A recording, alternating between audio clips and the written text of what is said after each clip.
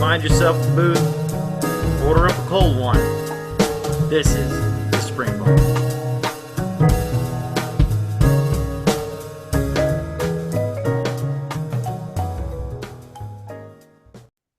Hey, everybody. Welcome to Spring Bar. Glad to have myself here. Oh, and Joe, you're here too. I'm here again. Again. So Look, a co-host. I know it's not you. So you started the show. I don't know where anybody is. I didn't told you know where exactly anybody where I was. I told you exactly where I was and what I was doing. No, you didn't. I did too. You said you weren't going to be able to make it. I said because I had to fix somebody's car.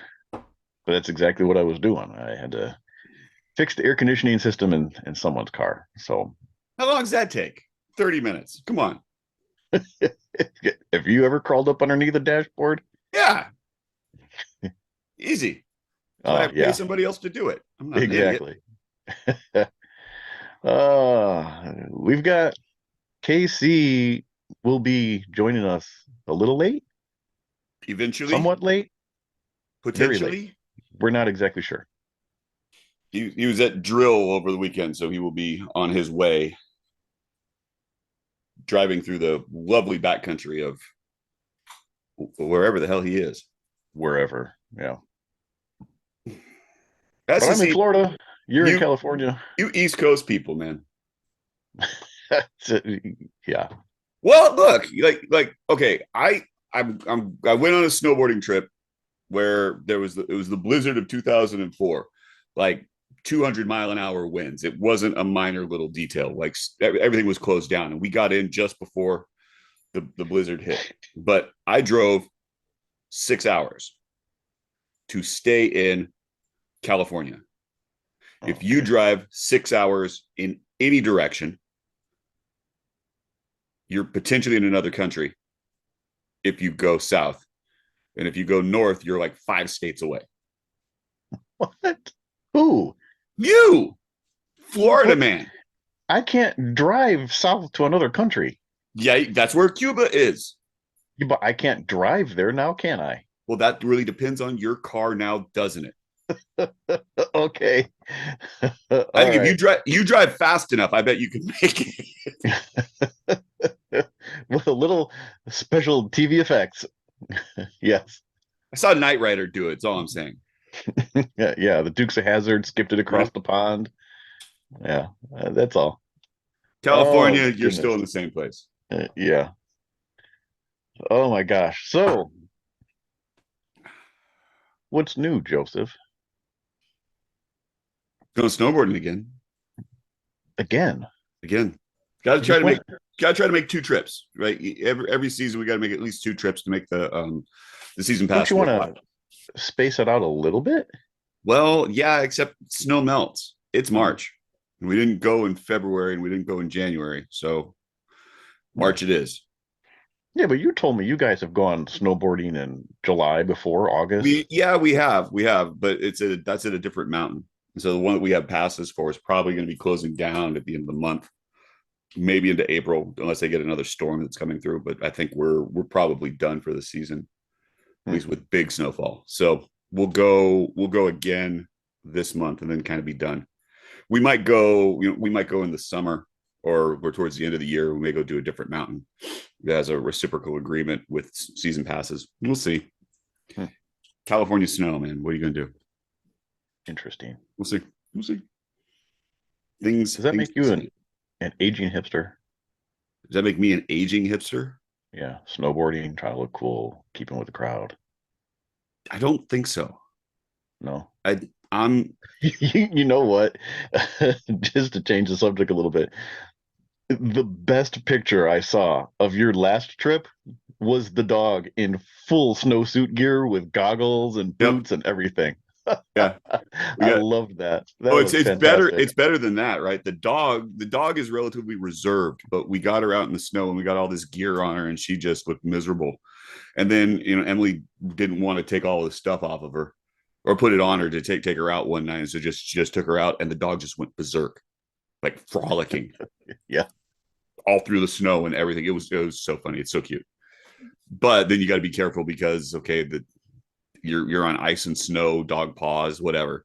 So trying to make sure that we don't get frostbite on the dog when you're out in 20 wind chill factor. It was like 18 degrees, 10 degrees. It was cold, dude. It was cold. Do you still have that picture? We'll have to put it in our stories in the show.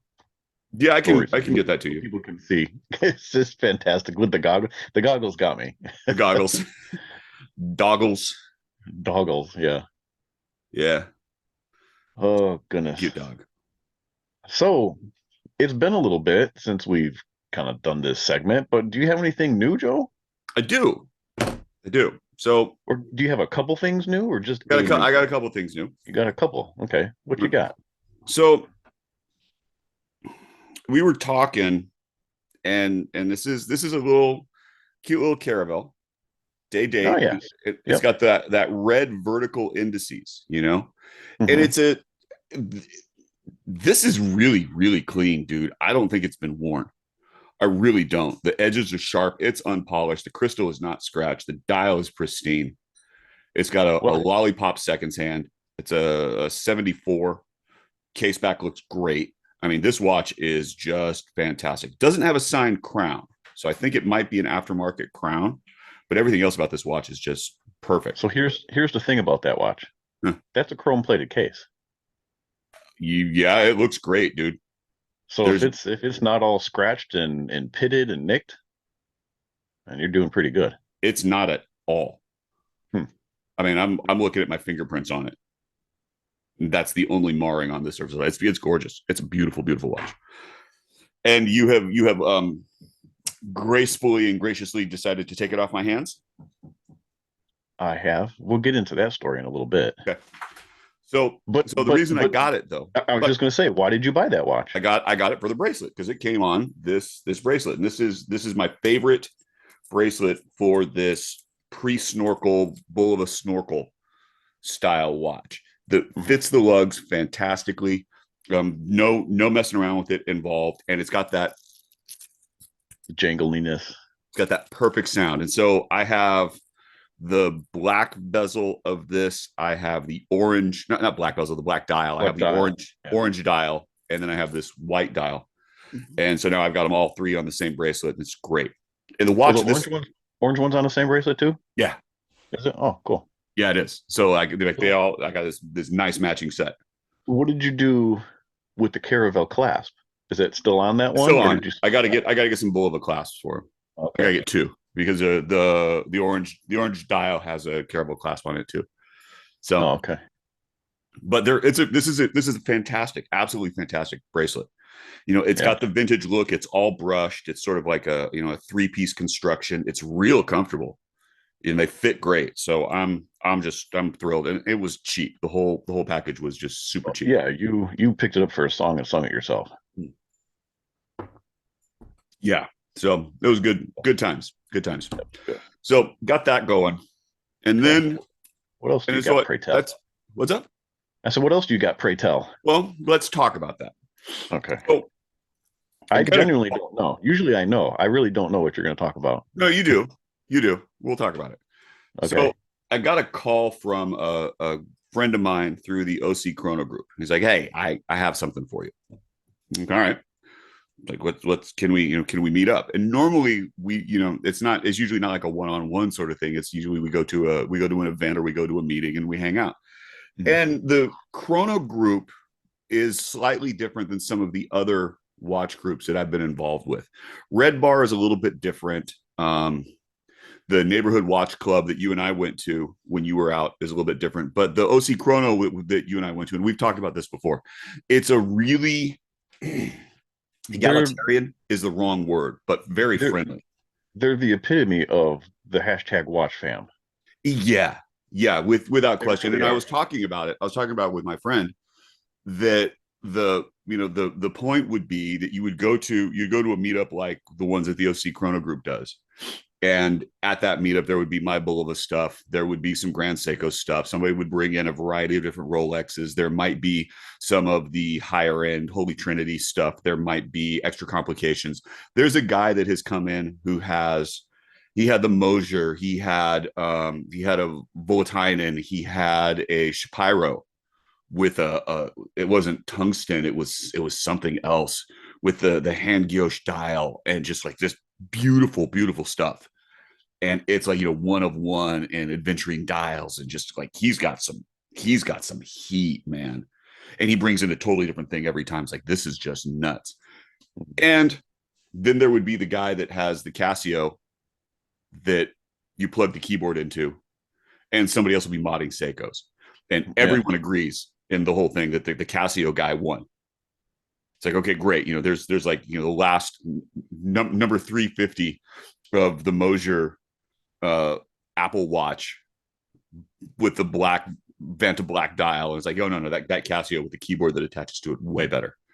So that's the group. And these are the guys that I really like to hang out with, just because they're really interesting people. They're coming from all walks of life. They've done a lot of interesting stuff, and they're affable, Mm-hmm. So we're talking about where to meet, and he's like, okay, well, we'll go to this German beer house. And I'm always like, yep, it's right across the street from my house. Perfect. I'll meet you there. So, walk over, and I just gotten the Caravelle. So I brought it with me to unbox. So we sit down, and he's got on one of the new Citizen Tsuyosa. And he had the yellow dial. Now he just got the white dial. And that's a really beautiful watch. Like it's that sort of a brushed silver, and it's gorgeous. And so, we're talking about, I'm like, oh, I'm going to take some pictures. Like, hang on, don't take any pictures. It's like, okay, I'm to the point now. And let's see if you agree with this.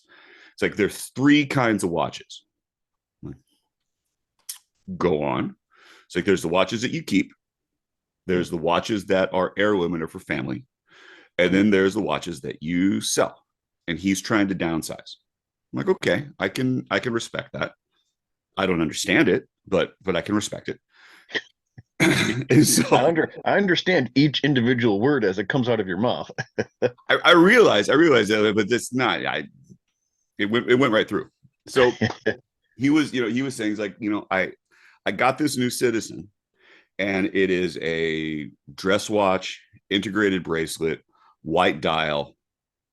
And I was looking through my watches. I found one that's similar, but that I'm not going to wear. And immediately, as soon as, not to cut you off, but to cut you off, I find it very interesting that he says that's a dress watch. I would disagree, but that's a whole other conversation. Well, we can get into that. Yeah. So he says, I saw this watch that is going to replace, and I immediately thought of you.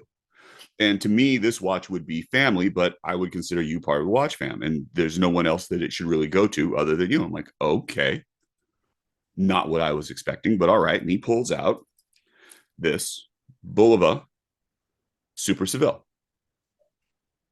And it's a the gorgeous day example. Yeah. It's beautiful. It's incredibly clean.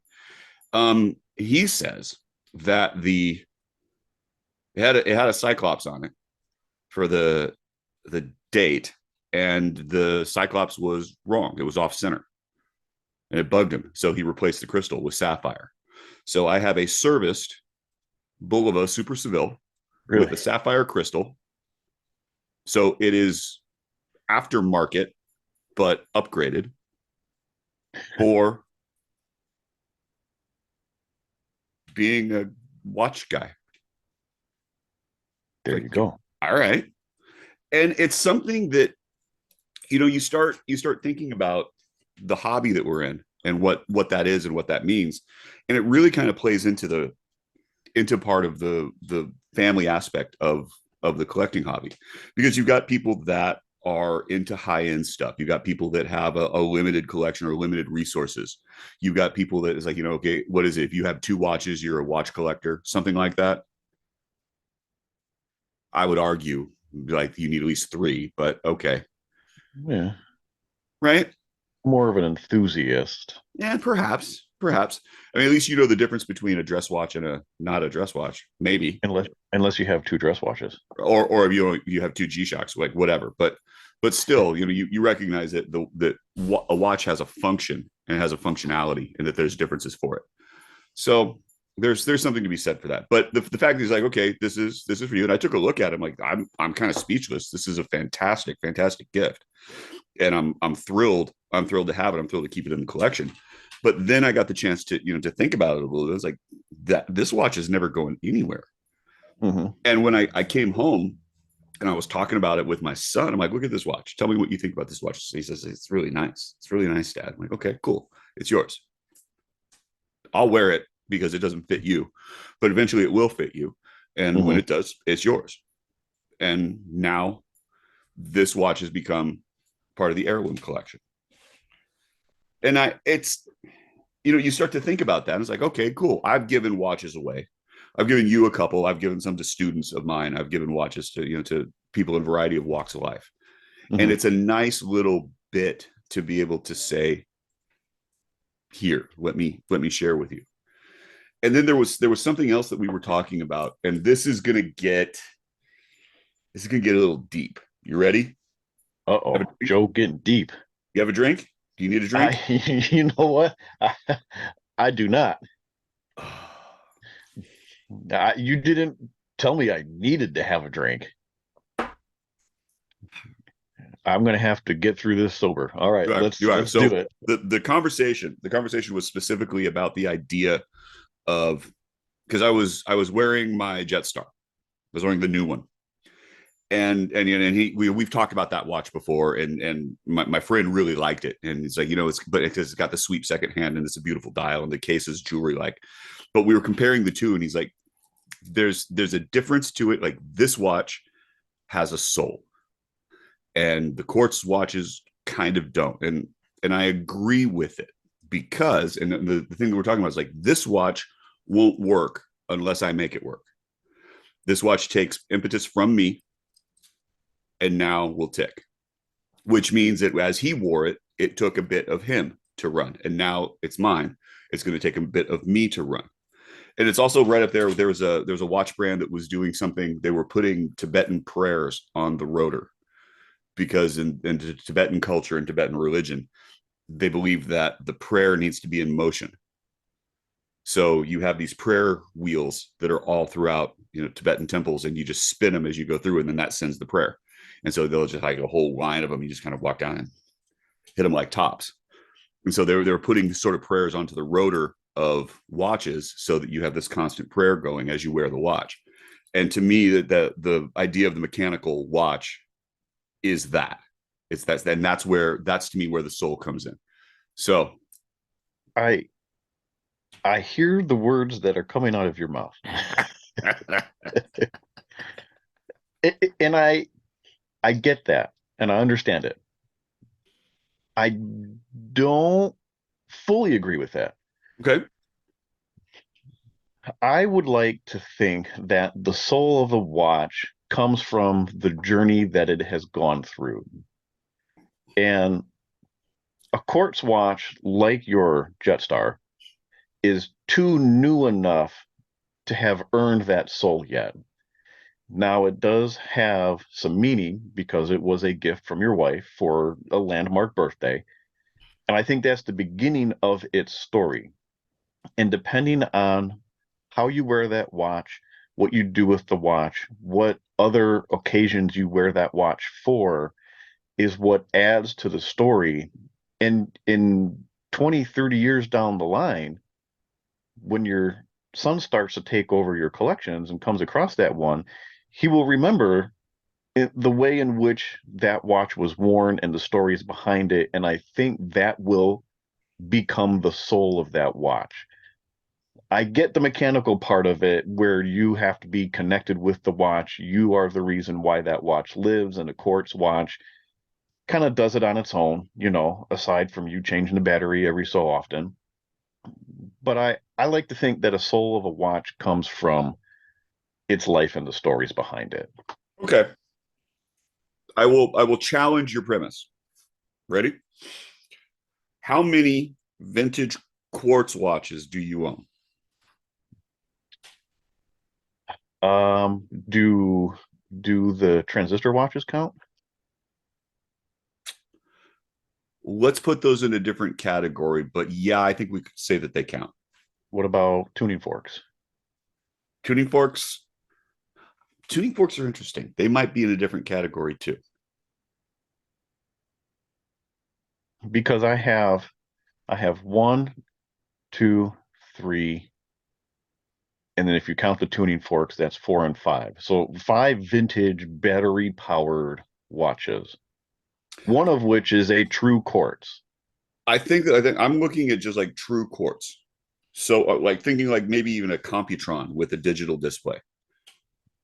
Well, I Right? don't have one of those. Right. You don't, I know you don't. I don't, but But when it comes to vintage quartz, I have the gold, kind of the gold version of your Super Seville. I have the quartz, just the you date only. you do. And I wonder about that one. Do you know what year that is?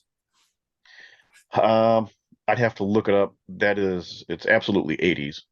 Because I have no idea what year this is because it's serialized. So that's that's a whole different thing. But Yeah. I would think I would argue that the digital display watches they don't have the same sort of draw that a watch with a face does. Yeah. I'll Hello. agree with that. Hey man, Oh, we got an eavesdropper. we're in the middle of it and we're having a discussion about the soul of watches. Are you ready? Oh, Throw you in the yes. deep end. Fuck yes. My brain isn't already fried enough, but let's do this. Perfect. So the idea is the concept. The concept is that quartz watches don't have the same soul that a mechanical watch does. Because I'm wearing a quartz watch right now, actually. well, of course you are, right? But now Mike's premise is that it's the age of the watch that No, well, adds not the age of the watch. It's the age of the history watch. and story that goes That's the with age the of the watch. watch. You aren't going to have It's stories more if the than watch just is the brand age. new. Come on. So Well, stories it carries. Casey, what do you got on right now? You have what? Is it a G-Shock? No, I got the Citizen Chrono Diver. Oh. Yeah. Yeah, Miota quartz movement and whatnot. But as far as like if I were to characterize a watch for having soul, yeah, I would definitely think at like first glance, battery operated watches don't inspire the same kind of passion necessarily at first glance, but certain watches, once you wear them and whatnot, and they become part of your life, then they do develop character and soul. But I think new in box operated watches have less soul than a mechanical, and I'll stand by that. I can agree with that. And I understand I understand your point, Mike, and I get what you're saying. But I think that those stories are only going to be meaningful to the people that make them. Right? I don't see somebody buying my Lady G-Shock and thinking of, oh, look at all the history that this watch has seen. I don't think that's going to happen. I don't think not with that watch versus taking a look at this Caravelle and being, oh, this watch has seen some shit. I don't know. As you've described it, it hasn't really been worn. No, it hasn't seen anything. It hasn't seen squat. So does it have a soul? It's a mechanical watch, but it hasn't really lived its life. Well, since I'm passing it on, I don't care. I am not concerned. I'm not concerned with the safety of its soul. And thus begins the beginning of its soul. Could be. See, that'll be up for you to decide. Well, so I just did my rant. Mike, do you have anything new? I've got a couple things new. For starters, we're still in new watches of Casey, just so you know. Yeah, that was a Cool. long new watch segment. So speaking of gifting watches, so our friend Luis, some time ago, this was maybe a year or two ago now, he sent me I think it was 3 different watches, one of which was one of those transistorized I was just talking about, and a couple other things. In there was this little lady's Caravelle, and it's kind of hard to see on the camera. Mine doesn't focus very well, but just a tiny little ladies Caravel watch. Nice barrel shaped case, chrome plated. It has kind of a creamy faded dial to it. Mechanical watch. Um, I was just searching eBay like I usually do, and I found its twin. There's a green dial, same case shape, same size, same movement, Pretty. same everything, probably the same year. But just a green dial, different indices, different hands. So it's kind of got a matching cousin now. There you go. Is the So I did buy bracelet that. different? Hold it up again. They're Everybody both can take a mesh, look but through my they're nose. kind of a different type of weave to the mesh. Yeah. Yeah, you can see it on the edges. So this one is a little finer Yeah, of a mesh weave. that's not bad.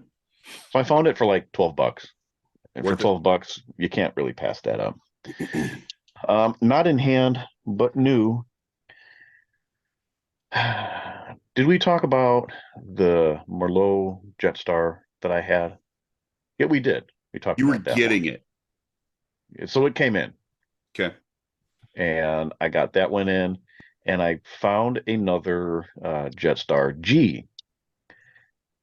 The interesting part about that one is it had the original Drema bracelet, Oh yeah, yeah, yeah, yeah. which is super rare in and of itself. And hard to find. Very In hard to in the find. 3 years that I've been dealing with these watches, this is the only one I've ever seen, ever found, ever purchased. It's a weird shape too. So it's like curved end lugs, but it's also tapers a little bit and like almost a Y shape. It's very, very weird. I've never seen it used on any other watch. I would almost argue that it was made specifically for that case. The case itself has very, very short lugs. The bottom curve of the case kind of cuts into that space. So it takes a very specific bracelet to fit within that tiny little gap. And it's not pretty. It's a stretch bracelet. It's ugly, but it cleaned up well, and it's the original, and now it lives in my collection. However, with the addition of those two watches, that completed my second full set of Jetstars. So now I have two full sets of Jetstars. So you heard it here. The reason why you can't complete your own collection is because someone's hoarding. Hoarding. Hoarding is a good word. Hoarding. Oh man. So it was like, what am I gonna do with a whole nother set? I don't really need another set. Now, I've been enjoying wearing them because they're, the quote unquote spares, and I can wear them without really worrying about them getting nicked or scratched or whatever. Yeah. So my thought was that there's a couple of them that need a few things. I'm trying to, get them to have the original crowns and nice crystals and things like that, and make them look pretty good. But I was toying around the idea of selling the collection as a whole, all 10 watches. Yeah. You can own the full set. I've done the legwork for you. I've done all the purchasing. I've done all the finding. I've done all the fixing. They're all going to be running examples. One price, you can join the club. So we'll see. We'll see. Like I say, a couple of them just need a few more things to go, and then you might have that opportunity. I don't know. So this is your shilling for your watch collection. Yeah. Fair. Yeah. They're a really interesting case shape. It's a really interesting collection. It's the fact that it is so varied, Mm. And I was actually fielding comments. Somebody was talking about the Jetstar line and was dissatisfied with the size because he felt that they were too small. The new ones? The new ones, the modern versions. He thought that they were too small, and he would like for Bulova to make a jumbo. Okay. Like a 44 of those. I'm like, I don't see that happening. 44. That was the ask, 42 to 44. Like, I don't see that happening. However, there are other case shapes in the line, and so perhaps there would be with a different. I don't know. It's an interesting question. So that's all your new stuff? I think you found the one person that wants those to be larger. there was somebody else commenting. It's like, yeah, I agree. I'm like, there's two, not isolated. Interesting. It's a not didn't have that Well, on you my know bingo what? card. It's like we've talked time and time again. You know, the battle of the sizes. You can't please everybody all of the time. Well, it was a thing though. Like, so KC, what's your wrist size? You're like a 6.5. Yep. Right. And so that doesn't work for certain bracelets because you just can't remove enough links. Like Mhm. it kind of sets you up for either straps or vintage, right? Even JDM for that Yeah. matter. Yeah. So there's that part of the question that comes in. It's like, okay, what's your wrist size, and is it going to be actually? Are we talking dial size, or are we talking lug to lug? What's the dimension that really matters? I don't know. Yeah.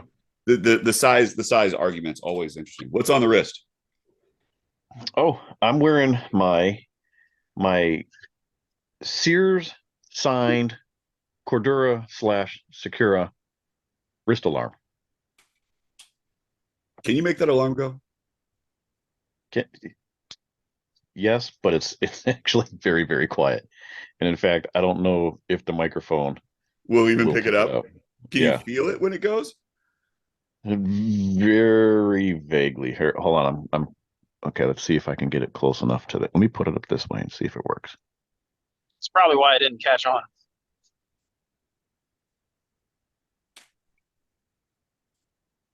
Did you hear it? No. Oh, I held it right up to the mic. Okay, so there you go. So, well, This is where we need to cut in a little Rick roll. Yeah, Right. maybe the noise cancellation cut it out, but it's very quiet. It's compared to the Volvo wrist alarms I have. You can't, and especially if you're like in the elements, you're not in a quiet room, you don't hear it. It's more of a novelty thing. Yeah. What's the movement? I don't know. I haven't opened it up. What's funny is this dial is marked 7 joules, but when you look at the Cordura versions, I mean, it is exact. It's spot on. The only difference is it says Sears and the other ones say Cordura. Those are marked 17. So I don't know if it's the same movement, just less jeweled, which wouldn't make a whole lot of sense. But then you have the 717 jewel 11 DP movements. So I don't know. All right. Do fake ruby jewels cost that much to make that big of a difference? To cut out 10 of them to save? I don't know. Interesting. Yeah. But I mean, it's the same watch all the way down to the case back. I mean, it's the Cordura case back even. Is it Cordura branded case back? No, and neither is the actual Cordura, but it has the same okay. look, same text and everything, the same weird kind of holes to open up the case back with. Okay. So I don't know. Like I said, I've never opened it up to see exactly really what's inside, or what do you mean the inside of the, how they have the manufacturer, something stamped in there. I haven't looked at it yet. So Casey, what you got this new, man? Anything? Nope. I am in full get my life together mode, trying to save up some money, pay down my debt before I have a kid. So I haven't bought shit.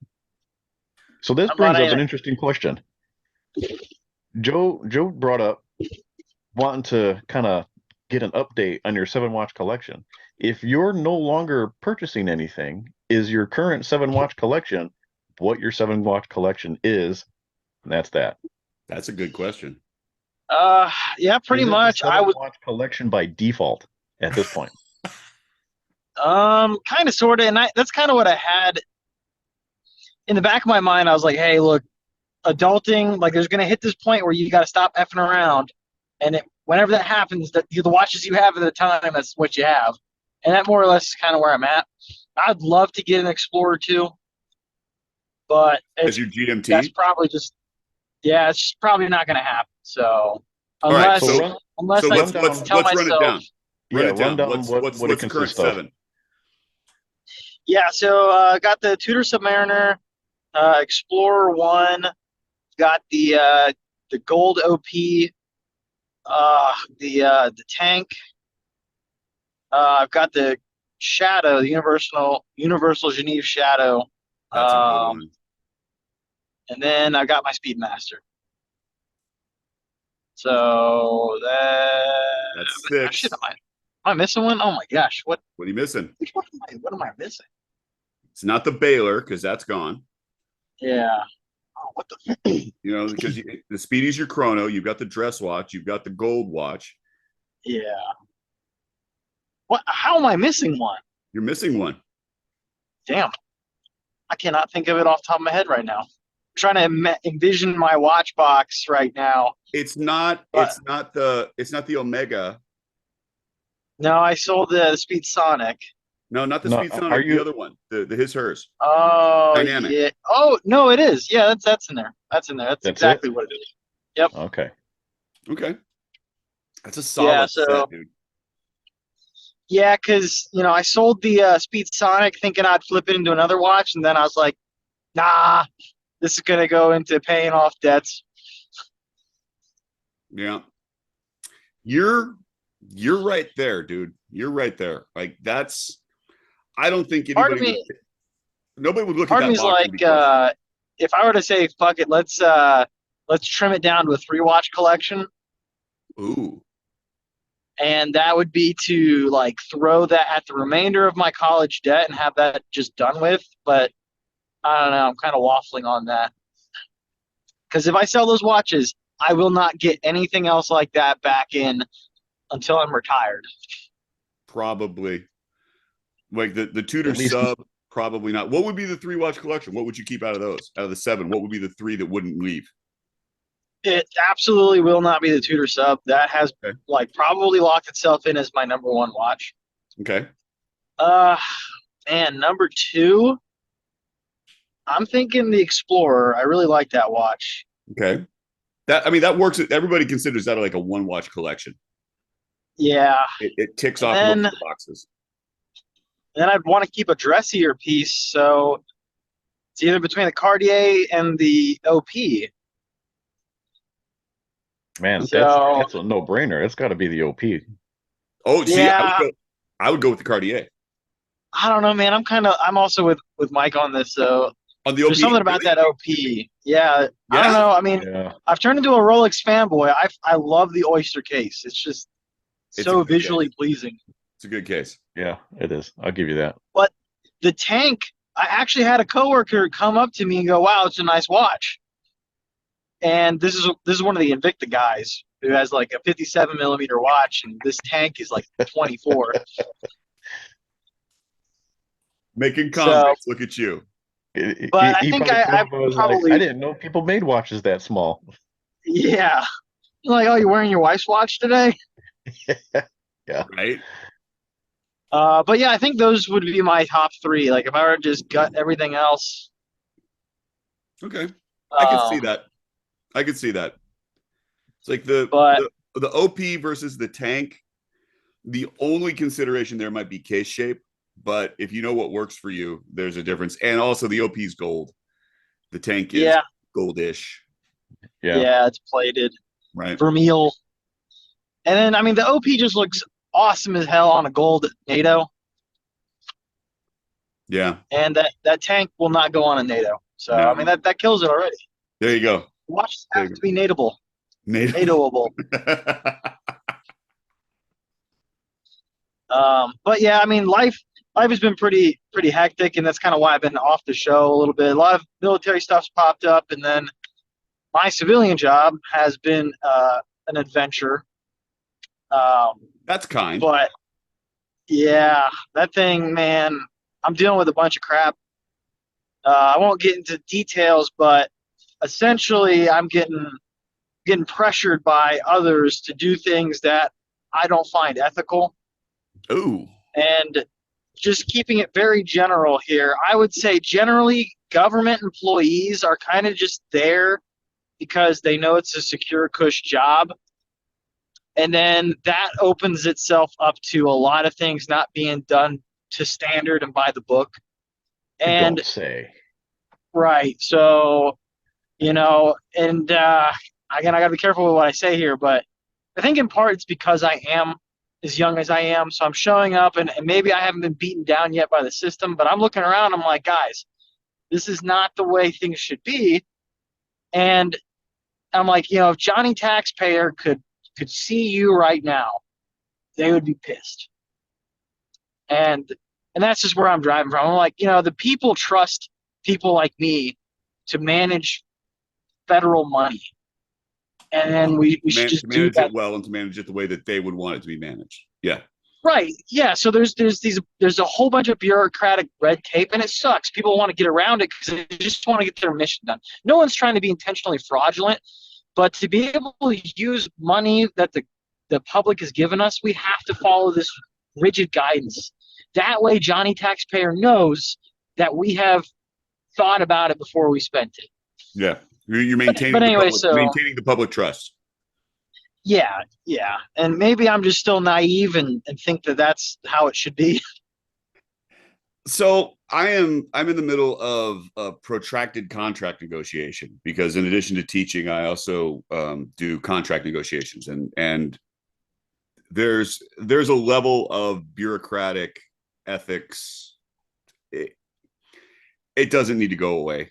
You can still ride your white horse and fight the good fight, tilting at windmills and everything else that goes with that. But yeah, you can still do it. It gets.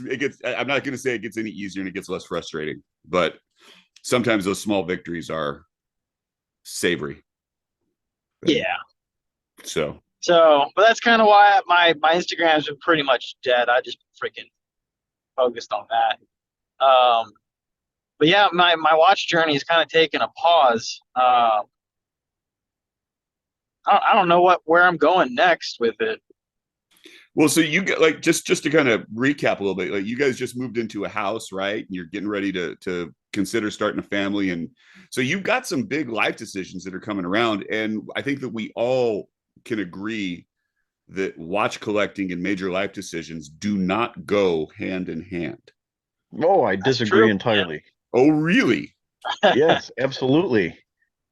You're going to tell me that when Casey has his first child, he's not going to go buy a watch to celebrate, to commemorate the occasion? Of course he will. He might not. No, he might not. It might be what watch do I wear in the delivery room? And that will be the child's watch. Now, this being said, I do not remember what watch I was wearing in the delivery room. I'm certain I was wearing one. I have no idea what it was. I'd have to go back and look at some pictures. I might be able to find out because it didn't register at all. But if you bought one because of the birth of your child, you would remember the watch that you bought to commemorate your child's birth. You would. See? I didn't buy a watch for my son's birth. There's a difference. Yeah. Didn't buy one. So I don't know. We will have to come back to this when and if the happy event occurs. Yeah, exactly. Yeah. I mean the house is coming along. Again, it's a 1950s house, so we've got a lot of work to do.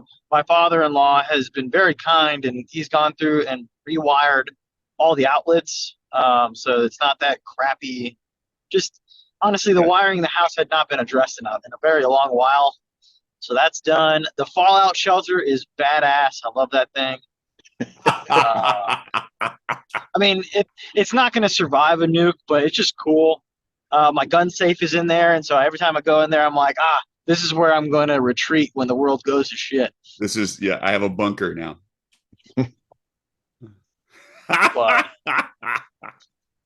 Oh, that's good. You're gonna have to watch your anti-government sensibilities, though, because you could be the guy writing a manifesto from that locker room, perhaps. No, see, that's the shitty thing about being in my situation. If the world was ending, I'd be one of the guys out in the streets trying to prevent it from ending and end up getting clapped in all that crap. So I won't even be able to enjoy my doomsday bunker. See, there you go. Although I did hear a really interesting discussion that you never see anybody talking about bicycles during the zombie apocalypse. Okay. And that the bicycle should be the mode of transportation because petroleum is going to stop. You're going to run out of gas, but anybody can ride a bike. So, Yeah, but can you really like defend yourself on a bike? well, the Mongols would say yes, you could.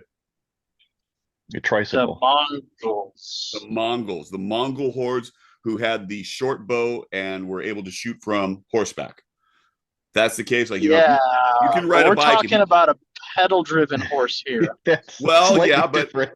if you can pedal fast enough, right, you can keep that. You ride without your hands, you should be okay. Yeah. I think it's less pedaling, more balance. Yeah, like Yeah. they go hand in hand. They go hand in hand. But I mean, again, like my weapon of choice in the zombie apocalypse is a titanium-headed golf driver. So, Yeah. Well, what watch are you wearing? see, What's going to That's the commemorate question. the occasion? that's the question. What would be the zombie apocalypse watch? What would be appropriate? It's got to be a Seiko. It's got to be a Seiko Kinetic, a Seiko automatic of some sort, right? Because that's going to be nearly as bulletproof as you could get. Maybe a hand wound, maybe, but you're down to one watch. Huh. Solar, perhaps. Yeah. Well, okay. So now I don't want to turn this into a doomsday episode, but all right, hear me out. Hear me out. Okay. From my little bunker, what if we get EMP'd and What if you get digitals just EMP'd? don't work? Well, Digitals don't work you anymore. obviously need to have a Milgauss at that point, Well, yeah, right? we all just going to have to go out and buy Milgausses. Milgauss, Railmaster, Ingenieur. Yeah. It'll be something along those lines. Or you just have your demagnetizer, and you just run the watch over that, and you'll be fine. You can do that for all your friends. Yeah, but It'll have to be pedal powered. Power lines are down. Well, yeah, you're pedal powered, like I said. But that's why you're a good prepper and you have a generator. Yeah, but petroleum. No, you get yourself a solar power generator. See, okay. Pedal powered. I'm telling you, man. Bicycles are the zombie apocalypse vehicle of the future. Oh, so you can charge your batteries? If you need to, bicycle. Yeah. I think the spring bar top tip is go buy as many solar powered battery chargers as you can now. Yeah, before the apocalypse, whenever that is, I won't. And get something with a Faraday cage. Yeah. Oh my goodness. But I do, is a weird carryover from the National Guard. So all of our soldiers are required in my platoon to have a go bag, a bug out bag. Right. And that's not necessarily for the apocalypse. It's like literally like, hey, if I call you up anywhere, you're going to have 3 days worth of whatever you need to survive with you. And so I have one for my civilian life. And in there, I keep a Casio in there. Which one? Just a DW 5600. Yeah. Which is, it's a go-to watch. It's hard to beat. It'll do it's a gotta watch, right? Go anywhere, do anything, watch. Yep. Hard to dress that one up though. You're not wearing that with a tux. But if the world has ended, you wouldn't need a tux. You wouldn't. Yeah, exactly. Although I got to think there's like, if the world is ending, I could go through the zombie apocalypse wearing a tuxedo. I would cut a dashing figure on my or your holding a leopard golf print cart. or if suit. it's, I mean, shit, could you imagine just being the last person on Earth and you just do whatever you want, wear whatever you want? Right? Yeah, I can see that. Yeah. I mean, shoot. Would you just walk into the Mall of America or wherever and you could walk out with any watch you want? Yeah, but when you get into that situation, it's like, okay, great. What am I going to do with Richard Mille that I can't tell the time with? It's like I can't read that. Patek, okay, yeah, it's a nice gold case, but still, you want something that's good. It's like I would be looking for probably a field watch, Seiko field watch. Do you think, and serious question, if the world ended and you were the last person on Earth and you went into the mall and you went to go pick out yourself a new watch, would there still be a wait list? Well, it would say for display only, so you might have one. You'd have to sit there and figure out how you're getting into the vault in the back. Right? Yeah. That's where you see the stashes where the ADs have been hiding all their stuff. But there's still be a wait list. Oh, goodness. There's a hot take. There is a hot take. Well, listen, yeah, we gotta keep this episode a little on the short side this week. Why don't we jump into last calls? I've done my. I'm next. What? What? No, you were talking about the Super Seville, Yeah. but we didn't really get into the Pay It Forward program. Oh, yeah. Pay it forward. So this idea that oh, hang on. The idea that Oh, you Joe's pouring a drink. It's going to get deep again. it's gonna get quick. The Yeah. you pay it forward. It's like somebody has given me a watch now. I got to give one to somebody else, and then you just kind of keep moving that along. And I remember going for dinner on my honeymoon, and we were sitting at a teppanyaki place, with with the grill, and they're doing the dinner and show, and the people that we were sitting with paid for our dinner. It's like, oh, that's lovely. It's like, well, do it for somebody else. I'm like, yeah, absolutely. Find myself Like- sitting with a newlywed couple. Absolutely, I'll buy their dinner. Oh, there you 100%. go. Same thing with watches. Same idea. So I'm all about it. I'm all for it. I think it's a fantastic idea. And that if you can pull it off, if you can swing it to give a watch away, and now you've added to the story of that watch, even if it's quartz, it'll be fine. Even if it's quartz. Oh, goodness. That's my last call. Anything you got, Casey? You are driving home from drill. I am. I will be home at 11 o'clock. Good Lord. And work tomorrow? Yep. God bless America. How was the drill? What was your drilling?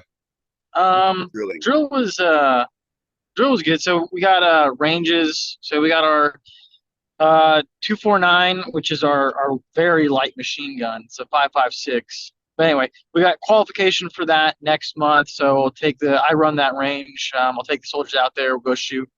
That'll be good. That's probably one of the few highlights of being in the military where you sit back and you're like, okay, that was kind of fun. But we got a convoy down there. So we'll have our military Vics, and that part's a little stressful because they're not the most reliable because they're military grade. So you always got to anticipate at least one of those things breaking down, and then now you're late and whatnot. But yeah, it was a good drill. Retention and recruiting are bad right now. I can't. Commander came to me and was like, "Hey, you need to work with your platoon to keep as many guys as you can here." I'm like, "Sir, these guys know what's up. These been in for 6+ years. I'm not gonna sit down and tell them it's gonna be any better. Like you know what it's like." So yeah. So the things that we ended up coming up with is I sat these guys down, the ones that have 10 years or more, and I'm like, "Hey, if you're going to leave this, let's look at what your pension looks like." Oh, there And you go. That's always a you good tell me. Yeah, so you tell me, is it worth the ass pain of 6 more years based off of this projected retirement? If the answer is no, okay, well then it's fine. Enjoy your life. But if the answer is yes, then let's just tough it out. And the other thing is, um, money and stuff is good. We all want that. We offer bonuses for different jobs in the Army, but we want to go out and do stuff. Coming to drill and just working on what you would do in a combat zone is a little boring and dull. So we're trying to reach out to the community and see if there's things that we can do to really feel like, okay, this is the National Guard, and we are here to help our local community, which just doesn't happen as much as we'd like. That's a great idea. But there's just a lot of bureaucratic red tape with that. Because my dream would be, I've got construction guys, let's go out and build homeless shelters, like genuine shelters that we can put people in during inclement weather. But, that's going to have to get walked all the way up to, the governor, potentially. And it's just a lot of work. Yeah, but and it's also not the kind of thing that you could just show up with a convoy and say, okay, we're here to build stuff, and everybody else just freaks out because Well, yeah. They're right, like, hey, where did you get the land from? Oh, we're gonna just take it by force. eminent domain. Yeah. You're not using your back. So We're going to put a homeless shelter there. That'll yeah, go well. we're gonna put it right next to the school. That's where they should go. Yeah. But yeah, that's kind of all that we got going on. Mm. What do you got, Mike? So, kind of in keeping with the military theme here, we've all experienced it at one point or another, where a coworker has come up to us and said, "Hey, you're the watch guy, right?" Yeah. Okay. What do you got? Expecting him to ask me, what do I buy or what do I do or whatever. He says, I got this old Seiko at home, the Seiko dive watch. He says, it's nothing special. He says, can I bring it in for you to look at? He says, it doesn't run. Yeah, okay, not a problem. I'll take a look. I'm not really a capable of doing a service, but if it's something, fairly easy to get it running again, yeah, not a problem. So he brings it in. And it's a Seiko 5 Sports dive watch. Pretty basic, they really haven't changed much over the years. So open it up, and balance wheel, it wasn't ticking, it wasn't doing anything. Took the balance wheel apart, trying to get it, maybe it's a little dirty, maybe something's just stuck in there, put it back in. I got it loose. It would tick for a couple of seconds and stops, and that was as far as I could get it. It was just extremely dirty. It just needs a good service. So talked to him next couple of days at work and said, hey, took a look at your watch. It's just really dirty. Have you ever had it opened and cleaned and serviced? He's like, no, I don't even know what that means. I said, well, Yeah. it just, it's dirt, it gets built up, they has the screw down crown and it's waterproof and that, but sometimes stuff just happens and they get dirty and they dry up and the oils, and trying to explain to him. He says, well, is it worth fixing? I said, well, depends. I said, it's an older watch. You can buy a new one for fairly inexpensive and have a brand new watch. And I said, if it means something to you, you can send it off and have it serviced. It's not real expensive. He goes, well, I'd like to have it fixed because that's the watch I wore during Desert Storm. Oh shit. Okay. I'm like, well, absolutely then. So yeah. Once Dave gets back up and running, I'm gonna send it out to him. He's like, what does something like that cost? At this point, don't even worry about it. I'll pay for it, because that is a watch with soul. That is a watch with a story. Yeah. That is a watch that has lived and seen the battle. Like, he wasn't behind the scenes military. Like, he was out in the desert, in the sands. He was out there doing the stuff that needed to be done. What else you might want watch to on his wrist the entire time. What else you might want to consider is sending it to VWI. VWI. That's VWI, that's an option too, because it's a mechanical watch. They've got the mechanical school now. I bet you the VWI could take care of it too, and that would be a good rate. Dave would be ideal, but if he needs it quick, well, the watch hasn't run for the last probably 5 years, right? So I told him, I says, the guy that I use is down till June or July. He's like, well, I can wait a little bit longer. So, but I think that's pretty cool. It's a cool story, and now I just want to get it fixed for him and get it running so he can. That's a big part of his life, Yeah. So that would be for sure. Real cool to get back to him in running condition. Absolutely, like that Casio DW 5600 I have that I've taken with most of my military career. That's the watch I'd be most proud to hand down to my future children. Yeah. And that would suck if this guy just hucked his in the garbage because he didn't know he could get it fixed. Yeah, right. Yeah, but that's an interesting point, because he's held on to it. It doesn't run. It's still there though. So, there's this attachment. There's this attachment to watches that it's not rational. And we're watch guys, and so obviously it's not rational, but still, for even just the general populace, like, it's always that trope. You get a watch at your retirement, right? Mm-hmm. So Okay, I get it. Yeah, I mean, I could just, I can empathize with that guy. He probably was overseas. You look down at your watch when you're gone from your family, and you not only are you thinking, oh, I need to make my next hit time, but I'll look at my watch when I'm gone. I'll be like, I wonder what time it is over for my wife right now. Right. And it's like that weird connection, even though you can't call them or talk to them. You look at your watch and you're like, I wonder what time it is for them. And then you just connects you at home. Yeah. They're doing this right now. Yeah, exactly. It's this is happening for them right now. And that kind of helps you like teleport yourself back home when you're gone a little bit, Yeah. Wow. That's a cool story, dude. Yeah. That's cool. Pretty neat. So. Yeah. Well, let's get that done. There you go. All right. Well, do it. Woo! So this evening, Joe, Casey, and myself, we make up the Spring Bar Podcast. You can find us on Instagram. All three of us make up the Spring Bar Podcast. I just want to point that out that there's three of us in the Spring Bar Podcast. There's three. There's more than just one? Not one. There's three. Okay. In case you're new. You know what's funny is the guy, when we started the show, the guy that's never listened to a podcast in his life has been in every single episode of every show that we've ever recorded. Oh, well, you can find Joe on Instagram. Yeah. No, you can find us on Instagram at the Spring Bar Podcast. You can email us, thespringbarpodcast@gmail.com. On a personal level, I am 120 clicks, all spelled out, one long word, 120 clicks. Joe? I am Watch Taylor Youth, all one word, EUPHKC. I am time.hack1636.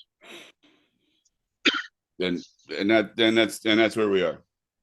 If you got a good watch story, you got a good history of a watch, you got a unique watch, tag us in it. We'd love to see it. Woo! And until next time. Cheers. Cheers. Auf Wiedersehen.